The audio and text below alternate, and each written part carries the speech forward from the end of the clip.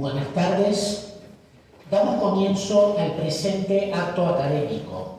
Rogamos a los presentes tengan a bien apagar sus teléfonos celulares o, en su defecto, colocarlos en modo silencioso. Muchas gracias. En el día de la fecha se procederá a completar la última instancia de confirmación formal como miembro de número de la Academia Sanmartiniana del señor vocal del Consejo Superior del Instituto Nacional Sanmartiniano, doctor Héctor César Sauret, que se efectivizará por medio de su conferencia magistral sobre el tema San Martín y la doctrina Monroe. En este marco se lo distinguirá con los atributos que acreditan su nueva condición de numerario. Encabeza en este acto el señor presidente del Instituto Nacional Sanmartiniano, teniente coronel retirado, doctor Claudio Morales Borleri. El señor vicepresidente primero del Consejo Superior del Instituto Nacional Sanmartiniano y de la Academia Sanmartiniana, Roberto Elizalde. Y señor vocal del ya referido Consejo, doctor Héctor César Sauret. También se hacen presentes miembros de número, miembros correspondientes de la Academia Sanmartiniana y miembros del Consejo Superior. Nos honran con su presencia también las siguientes autoridades académicas y representantes institucionales. Doctor José Eduardo Laurito, Intendente de Concepción del Uruguay y docente de la Universidad de Concepción del Uruguay. Doctor Juan Carlos Mena, Presidente del Comité de Rectores de Universidades Privadas y rector de la Universidad FASTA. Doctor Oscar Alba, Presidente del Consejo Interuniversitario Nacional y rector de la Universidad Nacional de Luján. Doctora María Georgina Bierzi, Vicerrectora Institucional. Profesor Carlos Neumann, Vicerrector Académico de Comunicación y Desarrollo Regional. Doctor José Luis Aguirre, Delegado Rectoral en el Centro Regional Rosario. Doctor Juan Ignacio Ramírez, Secretario General de la UCU. Doctora María Florencia Pérez, Decana de la Facultad de Ciencias Jurídicas y Sociales. Ingeniera agrónoma Alejandra Altamirano, Decana de la Facultad de Ciencias Agrarias. Licenciado Luis Lucio Ballester, Vicedecano de la Facultad de Ciencias de la Comunicación y Educación. Doctor Juan Martín Garay, docente de la Facultad de Ciencias Jurídicas y Sociales. Doctor Fernando Martínez Uncal, profesor de la Facultad de Ciencias Jurídicas y Sociales y miembro del Consejo Directivo de la Asociación Educacionista La Fraternidad. Contador Gustavo Solanas, docente e investigador de UCU-CONICET y miembro del Consejo Directivo de la Asociación Educacionista La Fraternidad. Profesora María Victoria González, asistente de presidencia de la AELF. Karen Stephanie Zadarski, estudiante y abanderada de la Universidad de Concepción del Uruguay. Asimismo, agradecemos profundamente las salutaciones recibidas de autoridades que, por razones de agenda, no han podido acompañarnos. Doctora Victoria Villarroel, presidente del Honorable Senado de la Nación. Ingeniero Luis Eugenio Lucena, rector de la Universidad Católica de Santiago del Estero. Ingeniero Magíster Rubén Breso, rector de la Universidad del Congreso. Señor Sergio Martínez, presidente municipal de Urlinarrain. Licenciado Axel Barceló, rector de la Fundación Barceló. Licenciado Marcelo Brito, director general de Relaciones Parlamentarias del Honorable Senado de la Nación. Gonzalo Pereira de la Sábal, presidente de la Asociación Amigos del Regimiento de Ganados a Caballo General San Martín. Jorge Nubar, vicepresidente de la Unidad Nacional de Granaderos. Prefecto Mayor Juan Tomás Segovia y subprefecto Florencia Vallejos Octavio, de la Prefectura Naval Argentina. Capitán de navío don Oscar de Tamoso, del Estado Mayor General de la Armada. Almirante veterano de Guerra de Malvinas Daniel Alberto Enrique Martín, presidente del Instituto Browniano. Licenciado Aníbal Usuriaga, secretario general de la Universidad del Museo Social Argentino, Universidad del Museo Social Argentino.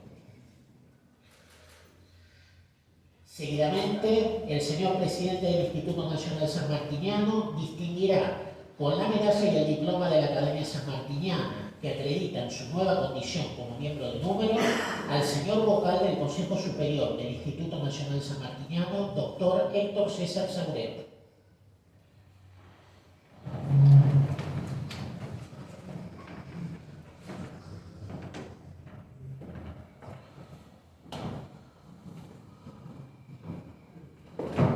Doctor Sauret, es un honor y un placer para mí entregarle el diploma como académico de número de nuestra academia y luego le voy a colocar el collar que tan merecidamente lo va a utilizar y nos va a llenar de orgullo que lo utilice.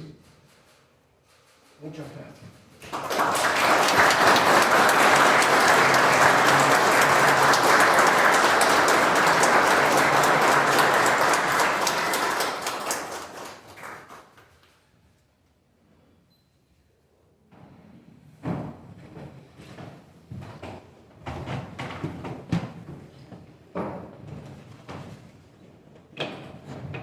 Para referirse a la ceremonia que nos convoca, dirigirá unas breves palabras el señor presidente del Instituto Nacional Sanmartiniano, teniente coronel retirado doctor Claudio Morales Cordelli. Buenas tardes, les agradezco a toda la concurrencia en un día como hoy. Disculpen que tengo puesto el sobre todo, pero he tenido demasiado frío, así que si alguno lo quiere colocarse, no hay ningún problema. Algunos veo que han hecho lo mismo que yo. Bueno, es un placer que estén acá. Les recuerdo, ahora que veo a algunos oficiales del ejército, que es el Día del Ejército.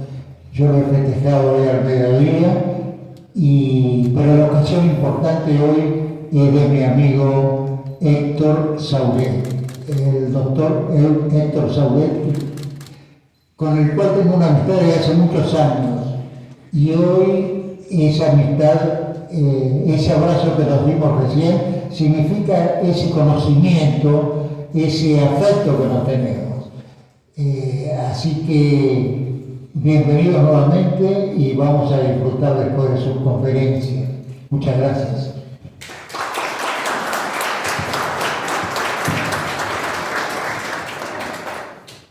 Acto seguido, presentará al señor miembro del número y vocal del Consejo Superior del Instituto Nacional Sanmartiniano, doctor Héctor César Sauret, el señor miembro de número y vicepresidente primero del referido Consejo y de la Academia Sanmartiniana, Roberto L. Elizalde.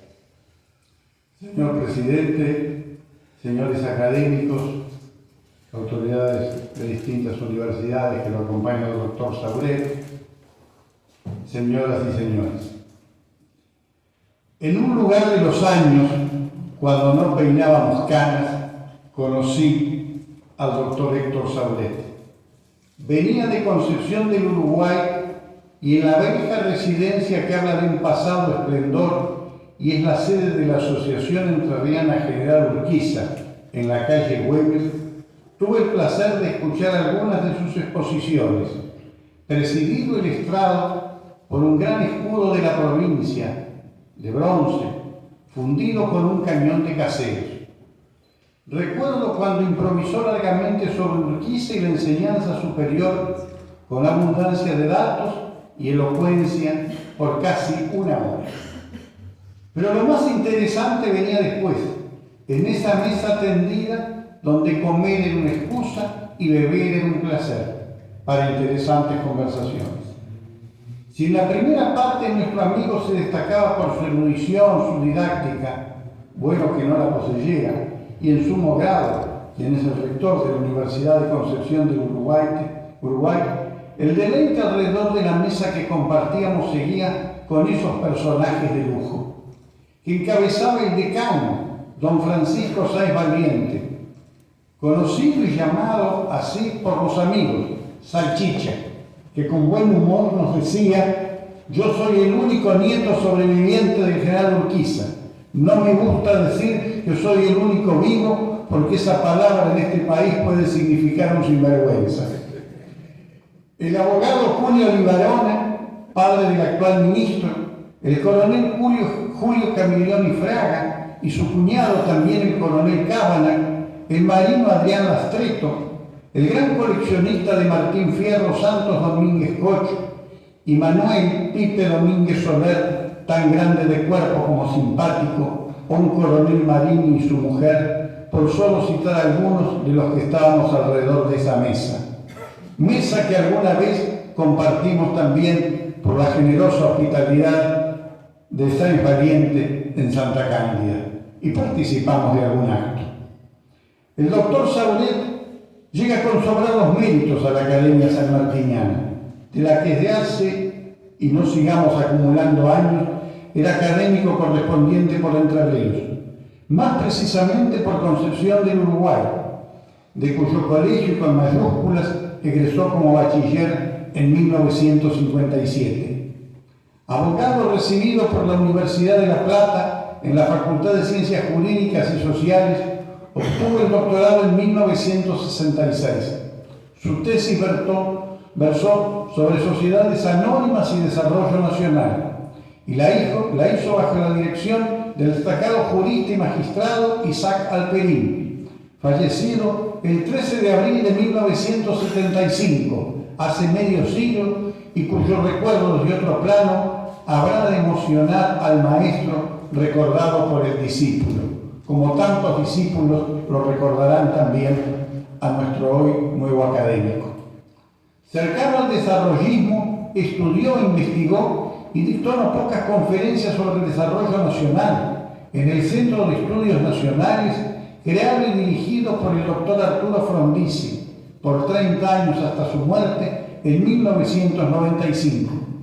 Su interés por la geopolítica lo llevó a colaborar con el general Juan Enrique Guglielmelli en distintas investigaciones que posteriormente vieron la luz en la revista Estrategia.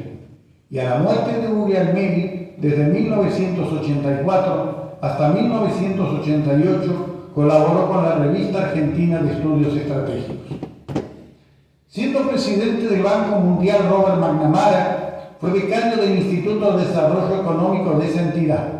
No olvidemos que el expresidente Ford y el secretario de Defensa de Kennedy, cuando la famosa noche de los misiles de octubre de 1962, sostenía en ese momento la necesidad de ayudar económicamente al mundo en vías de desarrollo, algo que bien conocía el becario Sauret y que sin duda lo hizo trabajar con total provecho.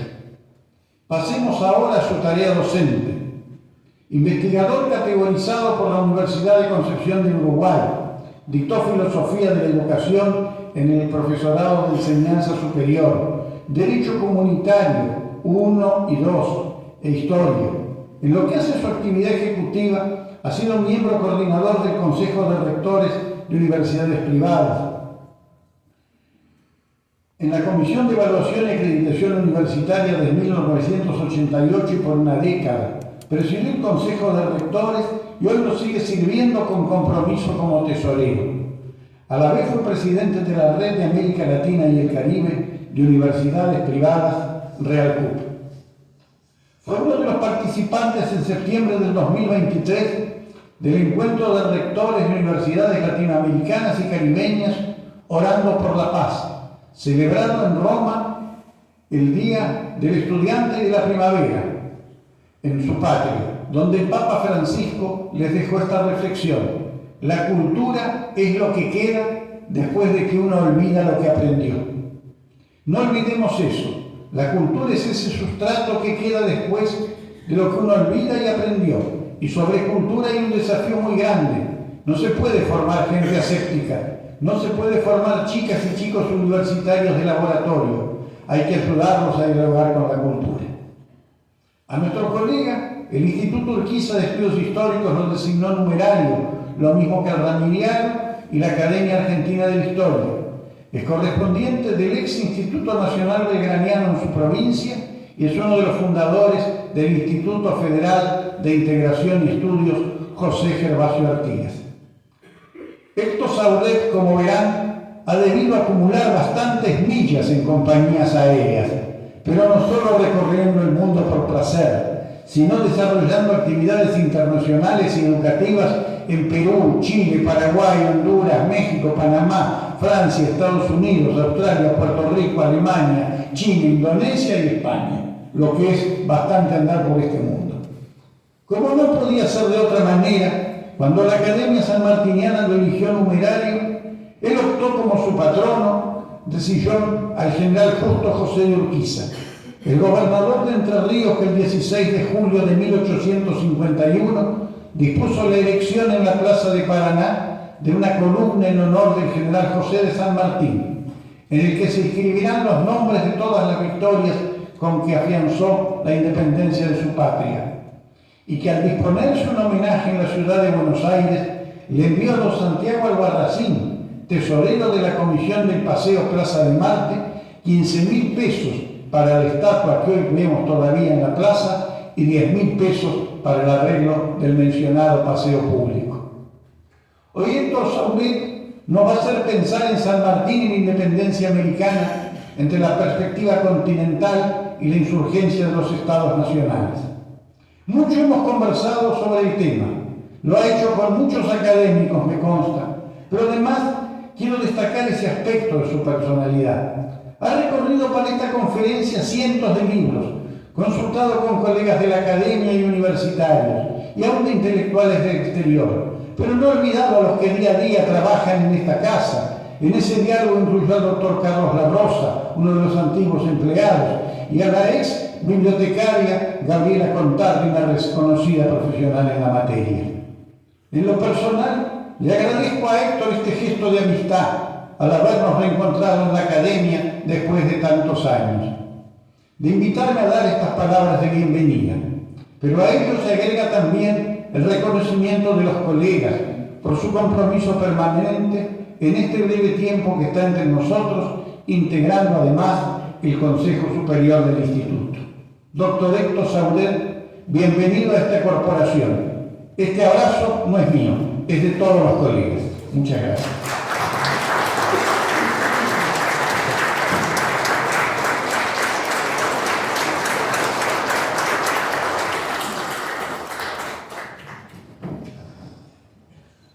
Confirmado ya formalmente en su nueva condición de miembro de número de la Academia Sanmartiniana, hará uso de la palabra el señor vocal del Consejo Superior del Instituto Nacional Sanmartiniano, doctor Héctor César Sauret, quien pronunciará su conferencia magistral sobre el tema San Martín y la doctrina Monroe. Adelante, doctor. Buenas noches. Un saludo cordial para todos los presentes, pidiéndoles que me autoricen a distinguir en un saludo a nuestro decano, el doctor De Marco, y en su presencia, por su jerarquía y su amistad, saludo a todos los colegas académicos del Instituto Sanmartiniano. Agradezco a nuestro presidente las palabras que ha pronunciado y el otorgamiento de los atributos de diploma y de medalla. Agradezco las palabras de presentación de nuestro vicepresidente primero. Quiero presentarles al general San Martín y a la doctrina Monroe, expuesta por el presidente de los Estados Unidos de América ante el Congreso de la Unión el 2 de diciembre de 1823.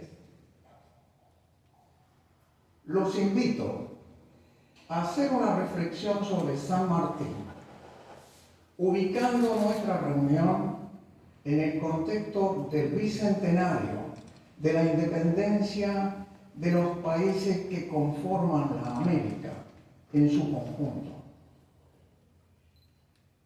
Creo que es importante que nosotros recordemos que en 2025 los Estados Unidos de América cumplen 250 años de vida independiente, desde la declaración del 4 de julio de 1776. Y es importante precisar que la nación argentina ha celebrado el pasado 27 de mayo 215 años desde que el proceso emancipador culmina con la declaración de nuestra independencia el 9 de julio de 1816 en el marco del Congreso de Tucumán. Ambas naciones han desenvuelto los procesos de independencia con acciones diplomáticas, políticas, en el marco de conflictos militares y tienen similitudes, diferencias y también conflictos entre ellas. Pero es oportuno advertir la importancia de rescatar una visión de los libertadores siguiendo la cronología del proceso emancipador. Ese proceso emancipador tiene singularidades en el caso de los Estados Unidos de América, porque el 4 de julio de 1776, recordemos, cuando celebran el Día de la Independencia, se están refiriendo a una de sus independencias y no a la totalidad de sus independencias. Lo hacen con relación a la emancipación que el país vive luego de la Guerra de la Independencia respecto de la potencia colonial Gran Bretaña, Inglaterra. Esa fecha es la fecha de la independencia de los Estados Unidos respecto de la potencia colonial inglesa. A su vez, es oportuno recordar que el 9 de julio de 1816, las entonces Provincias Unidas de Sudamérica, en la impronta sanmartiniana, declaran la independencia del nuevo país respecto de los reyes de España, la metrópoli, sus sucesores y toda otra potencia que tuviera injerencia sobre el país. Sin embargo, en el caso argentino, entre 1816 y 1853, las provincias fueron evolucionando por conflictos internos y externos con sucesivos nombres o denominaciones, tal como lo declara el artículo 35 de nuestra Constitución Nacional, reconociendo que Nación Argentina será la denominación que el país adopte, reconociendo que esa es la que sucesivamente se acordó desde 1810 en el Congreso de Tucumán, en la etapa rivadavia y en el Pacto Federal de 1831. Podemos decir que así como enseñan los Estados Unidos de América que la independencia no es un concepto estático, sino que tiene una dinámica y una dialéctica por la cual las 13 colonias fundadoras de la gran nación que le reconoce el Reino Unido ese 4 de julio de 1776, su soberanía, se convertirán a lo largo del siglo XIX y primera mitad del XX en 50 estados.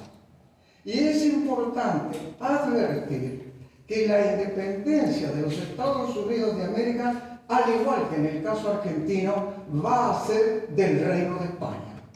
No olviden que el territorio de los Estados Unidos de América hoy se superpone con el amplio territorio del virreinato de la Nueva España en el marco del Imperio Español. Y no olvidemos que guerras, tratados y negociaciones serán la clave del tema que estaremos presentando hoy aquí, que son José de San Martín, su liderazgo en la independencia sudamericana, el contraste entre el proceso de la independencia sudamericana y los procesos emancipadores de los Estados Unidos, y una frontera que nos proponemos dilucidar sobre si la doctrina Monroe fue una declaración de los Estados Unidos de América para impedir que las potencias europeas afectaran los ciclos de independencia de las repúblicas sudamericanas, o por el contrario, como vengo a sostener hoy en esta cátedra, la doctrina Monroe fue una declaración del presidente Monroe y de la política de los Estados Unidos en defensa del interés de los Estados Unidos frente a los conflictos que los Estados Unidos mantenían con potencias coloniales europeas. Es importante entonces recordar que nosotros estamos examinando esta noche un tema central, el concepto de independencia. A nuestra manera de entender,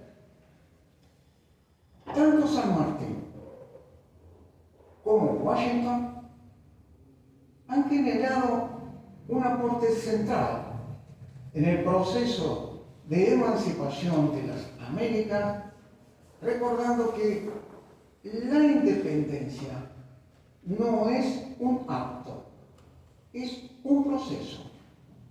Y que ese proceso debe mantenerse dinámico como base de la soberanía. Ambos coincidieron en que la independencia es el resultado de la autodeterminación nacional, pero en el conjunto de las relaciones internacionales, la independencia, para tener el significado de identidad, de soberanía, de integralidad territorial y demográfica, debe ser reconocida por las demás naciones. Prestemos atención. No hay independencia en un acto insurgente. Allí está San Martín, reclamando a los congresales de Tucumán declaren la independencia. Y dice, es un absurdo tener bandera, tener cucarda, tener moneda, tener ejército y suponer que la independencia se va a hacer como un insurgente. San Martín nunca aceptó ser un insurgente. Ejército nacional, con soberanía, con organización, bandera de la patria y enfrentamiento militar abierto. George Washington se dirige a sus compatriotas. En el célebre documento de despedida del pueblo de los Estados Unidos cuando rechaza una nueva reelección, George Washington les recuerda a los americanos que la independencia debe ser sustentada en el proceso de acumulación, de inversión, de desarrollo de la economía, que la independencia implica territorialidad y que la independencia implica comprender que hay conflictos. Por eso, su consejo central para la nación americana al momento de retirarse de la política es no involucrarse en los conflictos del viejo continente. Allí está un tema importante que les agradeceré retener.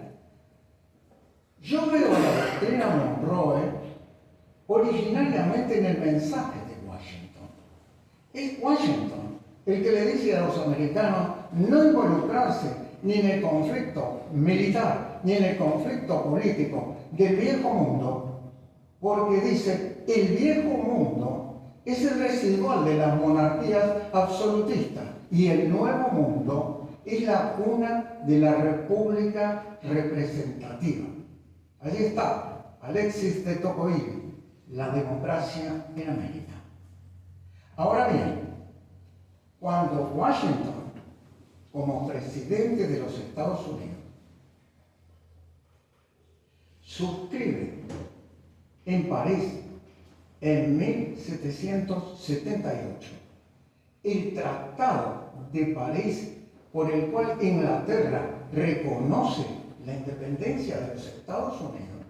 Sin embargo, ese tratado, el reconocimiento de la soberanía territorial en las 13 colonias fundadoras, no implicó que otras porciones del territorio americano seguían detentadas bajo el control inglés.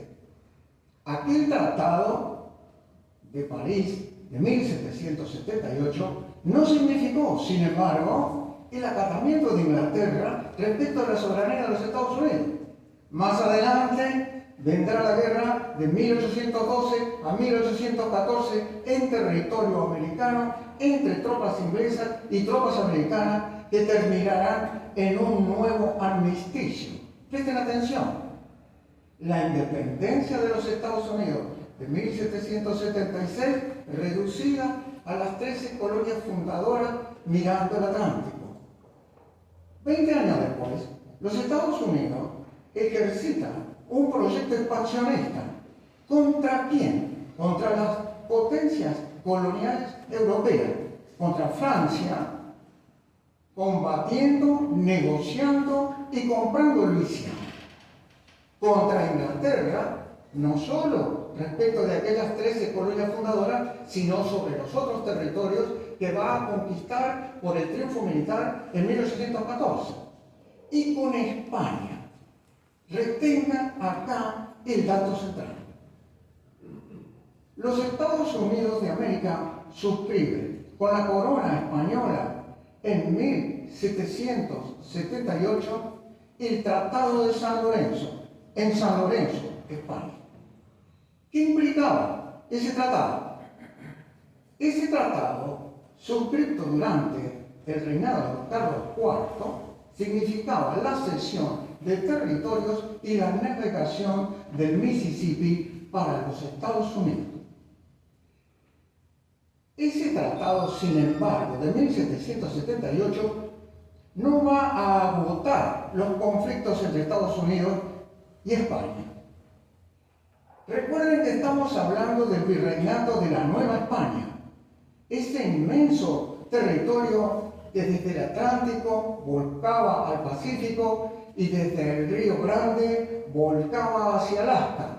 Esa inmensa porción territorial será de permanente conflicto diplomático, militar y fundamentalmente cada vez que el conflicto se desenvolvía, como indicaba la ley internacional, un tratado lo tenía que sellar.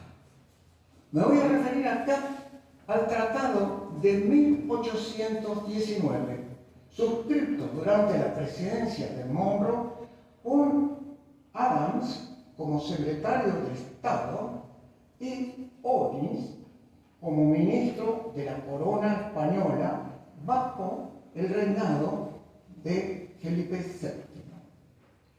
¿Qué se negociaba? El dominio del territorio de la Florida, la península que se proyecta sobre el Caribe. Atiendan acá a qué siglo me estoy refiriendo. 1819. Y voy cerrando. La presencia de España en América del Norte entre 1500 a 1821, en que baja su bandera, no cerrará la conectividad de la corona española con los Estados Unidos. Vendrá más adelante la guerra sobre Cuba y Puerto Rico, y ese conflicto armado entre los Estados Unidos y la corona española mostrará que la América del Norte también vivió procesos de descolonización. Centrado en la etapa que estoy marcándoles entre la independencia de 1776 y el tratado de 1819, que Fernando VII y las Cortes van a homologar recién en 1822, ingresemos en San Martín. Deseo, siendo ustedes expertos en las gestas de la mañana, que me permitan trazar un gran abanico sobre la cuestión central. San Martín, en el Río de la Plata. San Martín, retornando a su país de origen. San Martín, que expresa en alguna documentación que es hacia 1811, cuando advierte movimiento insurgente en Caracas y Buenos Aires. Me aparto acá de lo que es común entre nosotros. Para mí, cuando San Martín llega al Río de la Plata, San Martín, por su formación, por su experiencia, por el conjunto de factores que lo llevaron a tomar la definición de volver a su país de origen para llevar adelante la independencia, tenía muy claro que desde el 1700 el Imperio Español observaba ciclos de declinación. Memoraba San Martín el Tratado de San Lorenzo entre los Estados Unidos y el Reino de España sobre los territorios del Mississippi y su navegación. Pero va a ser la negociación del Tratado de 1819 que se va a desenvolver entre el mandato del presidente Madison y el mandato del presidente Monroe, el hecho central que va a condicionar a la insurgencia americana en Sudamérica. Observemos, San Martín en el Río de la Plata, su ofrecimiento al gobierno del Río de la Plata para su servicio militar, granaderos a caballo y San Lorenzo. Ese bautismo, la asamblea del año 13, los preparativos del Congreso de Tucumán, su impronta por declarar la independencia, el Congreso de Tucumán en sí mismo, y acá una primera cuestión geopolítica absolutamente trascendental. Si bien la Junta de Mayo había definido el nombre del nuevo país como Provincias Unidas del Río de la Plata, con una geopolítica hacia el Río de la Plata y hacia el Atlántico, adviertan que la impronta sanmartiniana, luego de su ambientación geopolítica, luego de Belgrano, luego de Güemes, luego del noroeste, luego del Alto Perú, la inaccesibilidad de recorrer un camino al Alto Perú desde la montaña interior, su reflexión sobre la maniobra naval, le hace a él a generar una reformulación del nombre del país, Provincias Unidas de Sudamérica. Esa es la impronta sanmartiniana, esa visión continental. Y esa impronta es tomada por el Congreso de Tucumán. Y ese es el nombre que el acta del Congreso de Tucumán del 9 de julio de 1816 le da al país, Provincias Unidas de Sudamérica. La conflictividad interna, la guerra civil, el conflicto directorial respecto del interior, la diversidad de concepciones con que el directorio se desenvolvía, hacían que aquella definición central de San Martín y Pueyrredón sobre el cruce de los Andes, 1817 a 1818, se haya visto afectada profundamente por la batalla de Cepeda de 1820, en donde el ejército del Protectorado de los Pueblos Libres, inspirado por Artigas y bajo el comando de Ramírez y de don Estanislao López, produce la caída del directorio, cuestiona al Congreso Residual de Tucumán y lo pone en peso. Esa circunstancia es central porque el mando del general San Martín pierde sustentabilidad. San Martín sin mando, San Martín en Chile, San Martín en Rancagua, el acto de Rancagua. ¿Qué situación particular se produce en 1820? En 1820 el país queda sin autoridad nacional. Cae el directorio, cae el Congreso. San Martín sin mando. Provincia de Buenos Aires. Se desentiende del financiamiento que había comprometido con Chile para el Ejército Libertador. Y el Ejército de los Andes va a tener que redefinirse también, no solo sobre esa situación, sino sobre la situación de su bandera y sobre la situación de cómo continuar con la emergencia del combate por la independencia de Sudamérica. Rancagua. A todos ustedes los invito a ver Rancagua también como un pacto preexistente.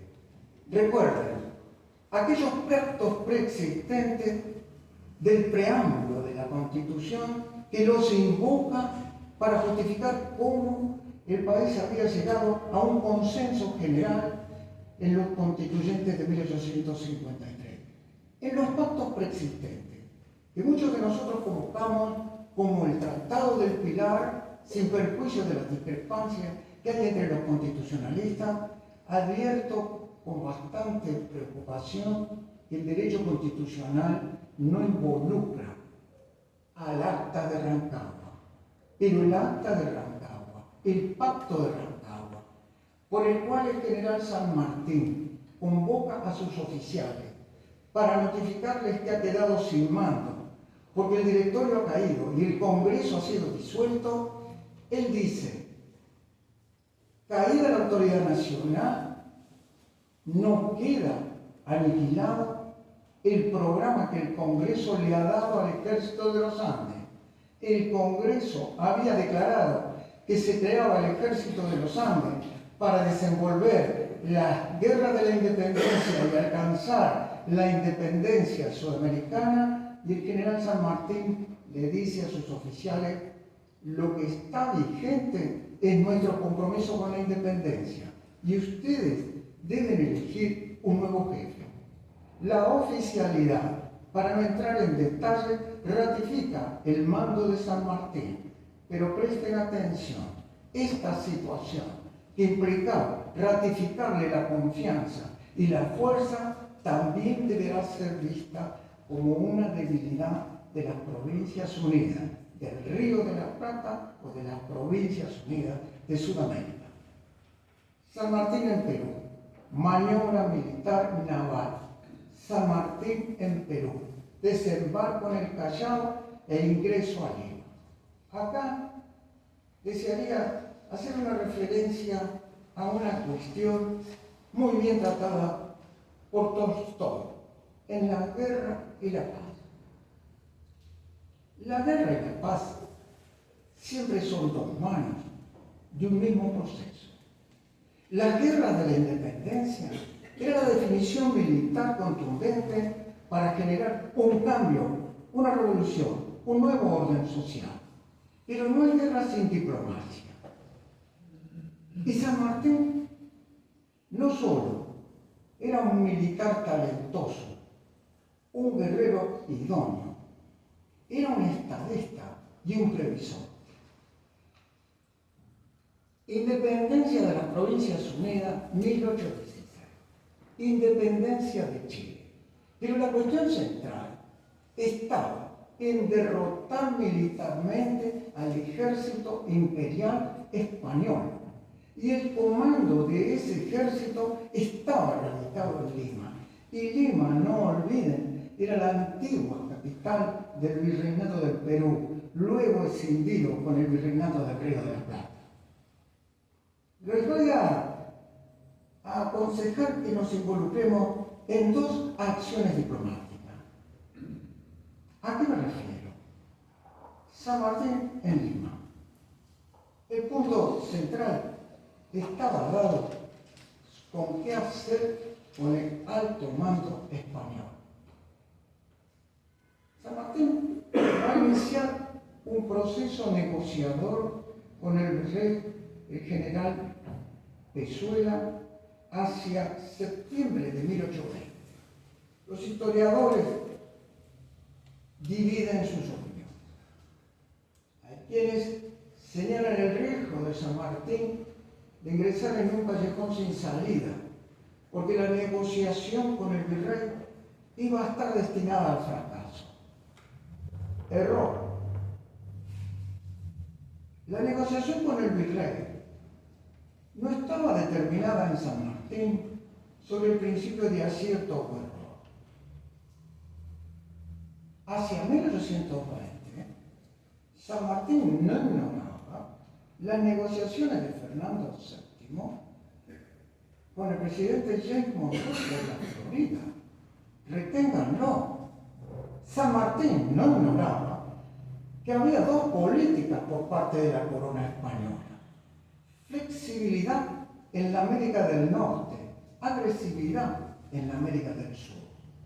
¿Cómo encara San Martín su negociación en 1820? En septiembre, él plantea al virrey la necesidad del reconocimiento de la independencia del Perú.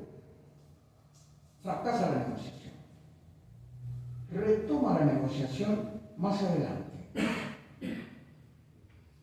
Sustituido el virrey Pezuela, asumido el virrey de la Serna, 2 de julio de 1821. Recuerde, 1821, el tratado abolido, el recupero de la Florida sobre el Caribe por parte de los Estados Unidos. San Martín, un estratega, advertía que su planteo era un planteo estratégicamente correcto. El que estaba débil no era San Martín, el que estaba débil era Fernando VII, el que estaba débil era la corona española. ¿Cómo evoluciona esta situación? El virrey de la Serna rechaza la propuesta de reconocer la independencia. Pero adviertan cuál es el concepto geopolítico que va a aplicar este alto oficial. Él dice, indivisibilidad territorial de la corona española. ¿Qué ocurría con este oficial? ¿En qué mundo estaba este oficial? ¿Ignoraba acaso el Tratado de San Lorenzo y ignoraba el Tratado de la Florida? ¿O simplemente había quedado sin poder? Se retira de la Serna de Lima, San Martín ingresa a Lima, declara la independencia del Perú y acá comienza el problema central.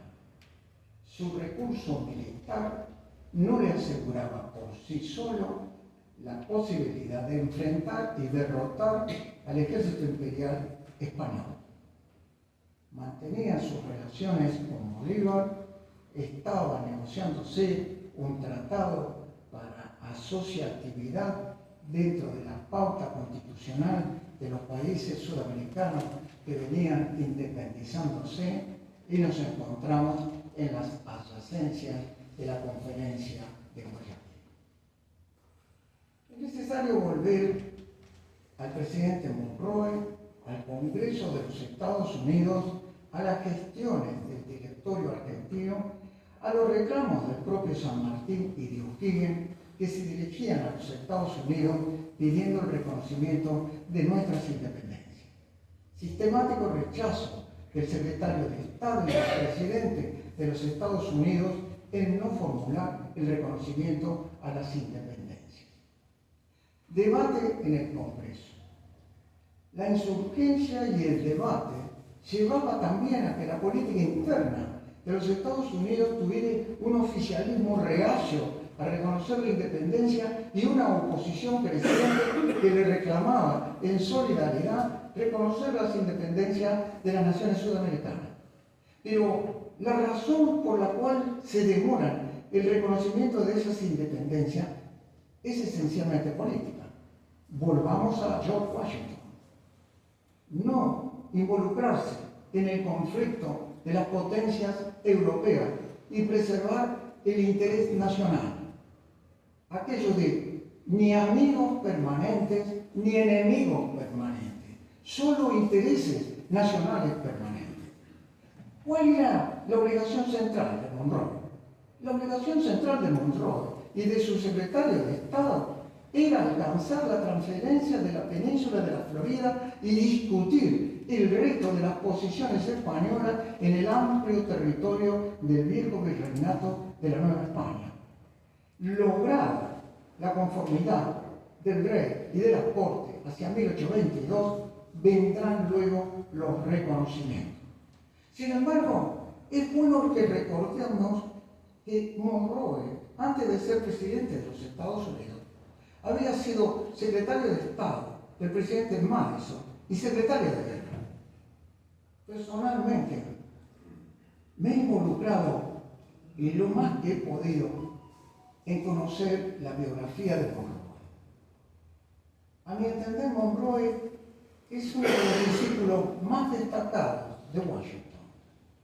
Y en Monroe, yo lo que he encontrado es un fuerte componente político, una gran ductilidad diplomática y una gran firmeza militar. Monroe se niega a reconocer la independencia argentina, chilena, peruana, colombiana, mexicana, bajo el siguiente argumento central. Si esas naciones no derrotan militarmente a España, los Estados Unidos no tienen que resolver un problema que tienen que resolver ellos. Retengan esta cuestión. Si no había derrota militar por parte de las naciones que estaban independizándose, los Estados Unidos no iban a adelantar un reconocimiento que ponía en tela de juicio el interés central, la Florida, el traspaso del territorio, el afianzamiento territorial de la independencia mexicana. Producida la transferencia de la Florida y fundamentalmente desarrollada la conferencia de Guayaquil, advirtamos dos datos centrales poco trabajados, en mi entender, hasta el día de hoy. Mucho se ha escrito sobre la conferencia, sobre la actuación del Libertador San Martín, la actuación del Libertador Bolívar y el resultado de la conferencia. Sin embargo, no he advertido en esos análisis contemporáneos ni en los posteriores cómo influía sobre la guerra por la independencia que todavía no se había cerrado por la batalla de Ayacucho, la posición de los Estados Unidos de negociación con la corona española y de aislamiento respecto de las necesidades de reconocimiento de los países sudamericanos. En cambio, estoy totalmente convencido por la documentación a la que ahora hemos accedido en las investigaciones diplomáticas y de la Cancillería, que la presión de los Estados Unidos sobre los libertadores era central. En el pronunciamiento de San Martín hay también una apreciación amplia de la situación general. En lo que ocurre luego de Guayaquil, nuestro reconocimiento al Libertador Bolívar, a Sucre, al alto mando del Ejército Multinacional Patriota Peruano, que se desenvuelve en la batalla de Ayacucho de 1824, derrotando al Ejército Imperial Español. Y el resto es que hacia 1830 el proceso de independencia de Sudamérica está afianzado y el proceso de independencia de los Estados Unidos respecto de la corona española aún seguirá desenvolviéndose en conflictos diplomáticos, en conflictos militares, y ahora vendrá también el conflicto con la nación mexicana. Estamos culminando la presentación. El general San Martín y la doctrina Monroe. Primera cuestión. La doctrina Monroe, expuesta por el presidente Monroe ante el Congreso de la Unión hacia 1823, es una declaración de principios que en ningún caso significó proteger a las naciones sudamericanas en sus procesos de independencia. Si bien algunos de los textos que tiene el documento así lo dicen, nunca se aplicó en el siglo XIX ni en el siglo XX para afianzar ningún proceso de independencia de nuestras naciones. Sin embargo, la doctrina Monroe se aplica contra España en la guerra por Cuba y Puerto Rico. En el siglo XX la aplica el presidente Kennedy frente a los misiles soviéticos en Cuba, y el presidente Reagan decide no aplicarla en la guerra del Atlántico Sur.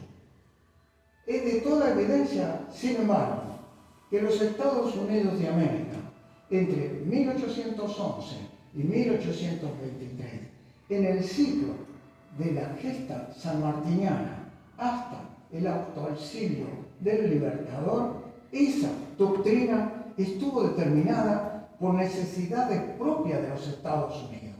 Son los Estados Unidos de América los que tenían conflictos territoriales, comerciales y estratégicos con potencias coloniales europeas. Más aún, no cierro mi intervención sin recordarles que el proyecto expansionista territorial de los Estados Unidos, aquel que llevó a Washington a explicar que la independencia no era un acto estático, aquellas 14 colonias fundadoras sobre el Atlántico convertidas a lo largo del siglo XIX y primera mitad del siglo XX en 50 estados volcados sobre el Pacífico, indicaba que en cada acto de expansión territorial se reformulaba la independencia. Tengo algún comentario que hacer respecto del caso argentino, pero quiero cerrar antes esta cuestión fundamental. La doctrina Monroe, que desde el punto de vista del día en que se la pronuncia es posterior a la conferencia de Guayaquil, sin embargo, el contenido de la doctrina, que se viene desenvolviendo desde la despedida de Washington del pueblo de los Estados Unidos hacia 1797, cuando dice no involucrarse con los intereses de las potencias del viejo mundo, esa doctrina es una doctrina que afectó, sin lugar a duda, el desenvolvimiento de los ejércitos patriotas.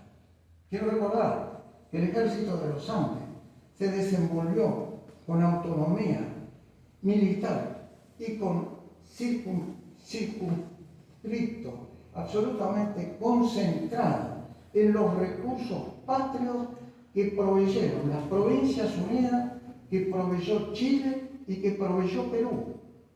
No hubiera habido independencia de los Estados Unidos de América si Washington no hubiera tenido el apoyo militar, político y económico del rey de Francia, si no hubiera tenido el apoyo militar, político y económico del rey de España. Sin Francia y sin España no hubiera existido la independencia de los Estados Unidos frente al imperio inglés.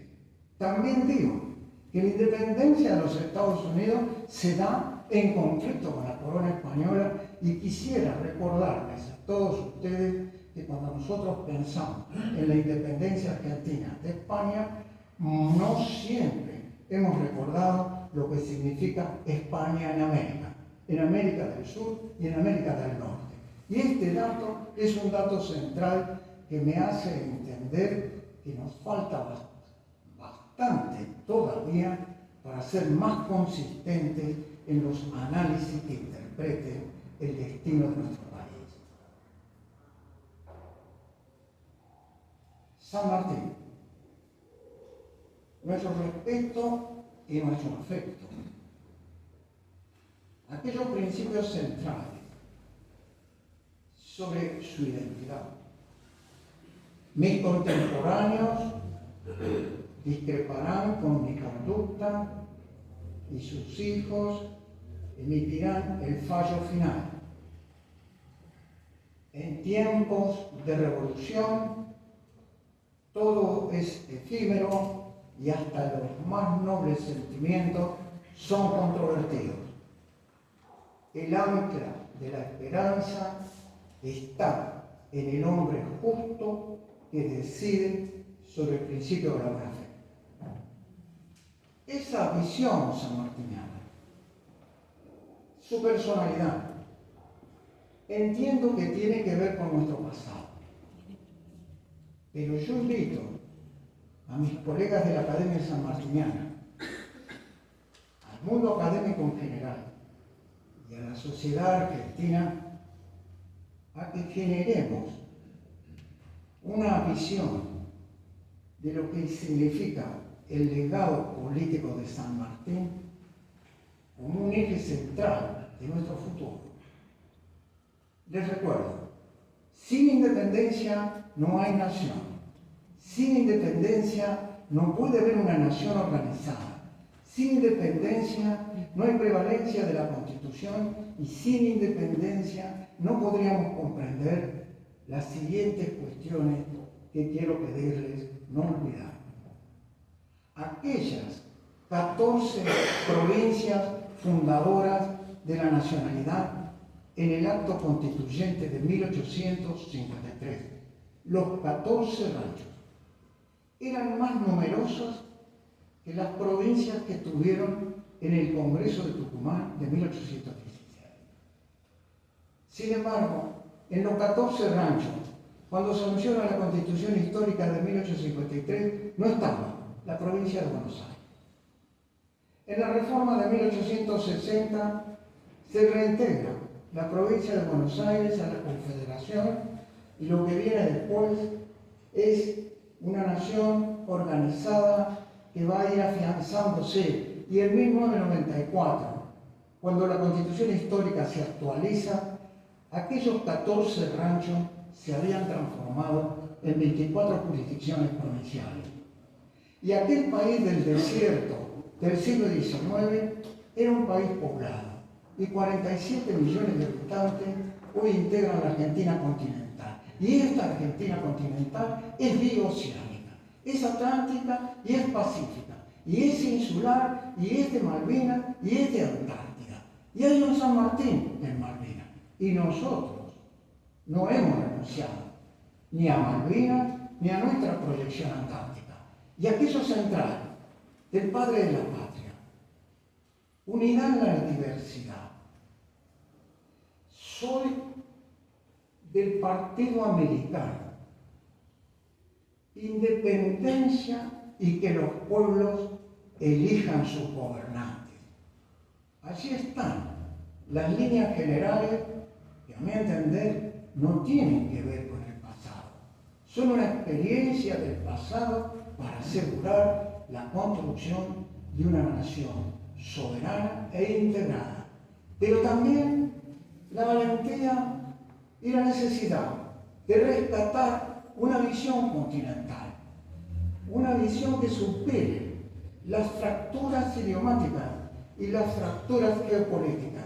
Lo que acá estamos reconstruyendo en la perspectiva de San Martín es a las Américas. Y permítanme recordar la importancia de ubicar a los libertadores como ciclos de continuidad, con sus diferencias, con sus singularidades, pero no le quitemos a las nuevas generaciones la posibilidad de reflexionar sobre Washington, sobre San Martín, sobre Bolívar, por un gran país. Muchas gracias.